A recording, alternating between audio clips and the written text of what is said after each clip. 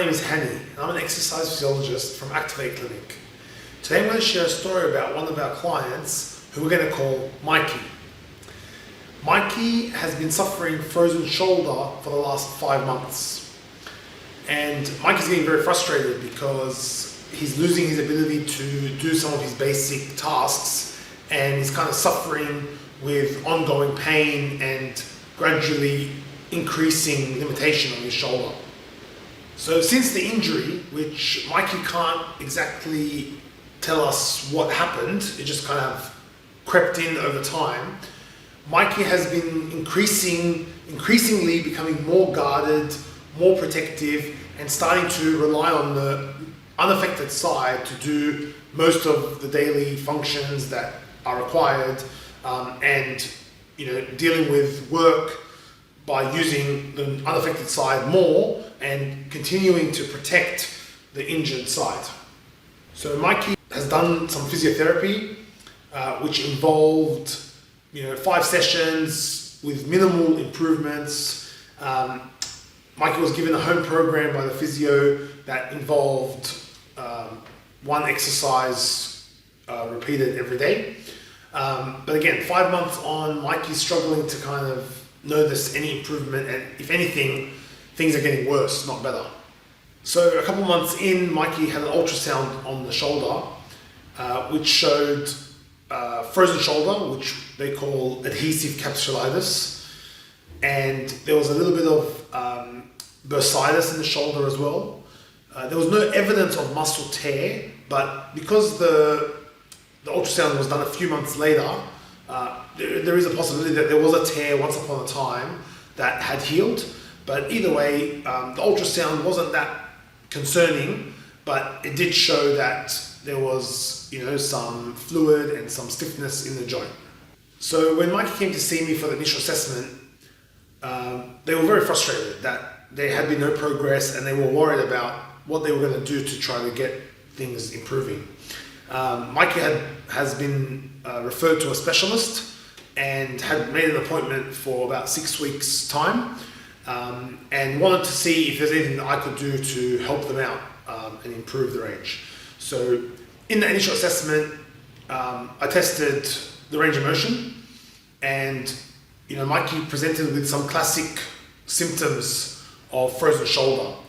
So to give you an example, the injured side shoulder flexion was 100 degrees, so just above the 90 point, and again, quite painful at that point.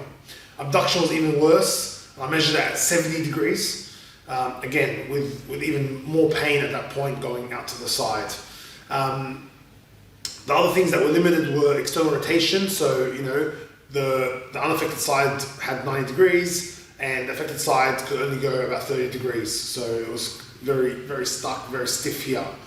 The other notable thing was, couldn't do internal rotation on the affected side. So, shoulder extension, which is going past your body, was only 5 degrees, so very minimal. Whereas, we should have quite a bit more range there, and the other side had that. But then going up the body here, internal rotation behind the back was very limited, and barely could even get to that point there, right? So they're all classic symptoms, I did some other tests like, full can, empty can, which actually weren't too bad. But the main thing was this restricted range of motion, basically in all planes, all the classic planes. Mikey's rehab is not complete yet. We've just completed 3 weeks since the initial assessment. And that's the reason why I'm making this video, is because Mikey has said to me that as of this week, they're starting to feel very confident because they're starting to notice that the range of motion is starting to come back. And they said to me the other day that they really feel that the shoulder is now thawing, which I really like, the idea that this frozen shoulder is now starting to thaw, and Mikey's starting to feel more confident, and to the extent that Mikey's starting to question whether they need to go on and see the specialist, which is kind of makes me feel happy that they're starting to notice those progress. So I guess the important part that's everyone's interested in is how do we get to this stage? How do we get progress 5 months on of a frozen shoulder? And I think, to summarize my approach, I think it's quite an aggressive approach, So we're trying to get away from this rest and guarding behavior and protection instincts, and start to really get the shoulder moving the way it's supposed to do. And that involves, some carefully prescribed exercises which are trying to target that improvement.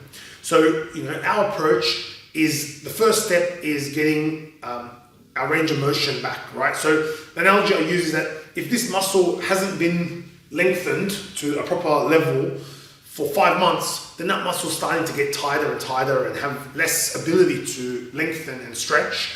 So, inherently that's going to become very limiting, and the muscle's not going to be used to that. So 5 months of not reaching its range is quite destructive.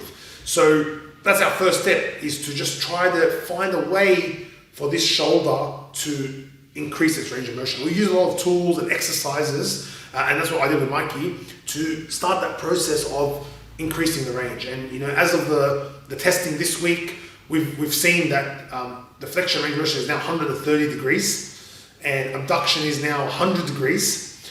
Internal rotation is restored, full external rotation compared to the other side. The extension is still limited. We got 30 degrees of extension compared to 5, but again, we're really struggling with this internal rotation still. So there's still a little bit of work to do to try to get this internal rotation going. But again, it's already a big difference, right?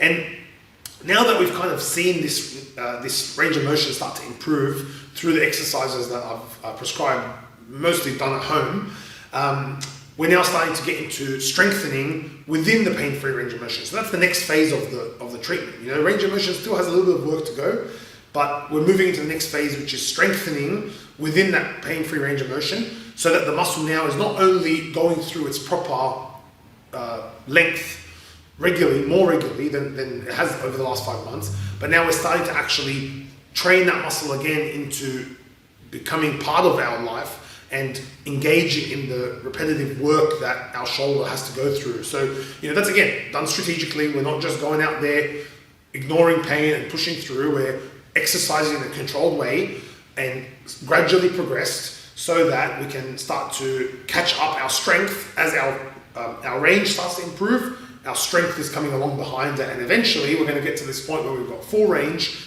and hopefully full strength with minimal or no pain.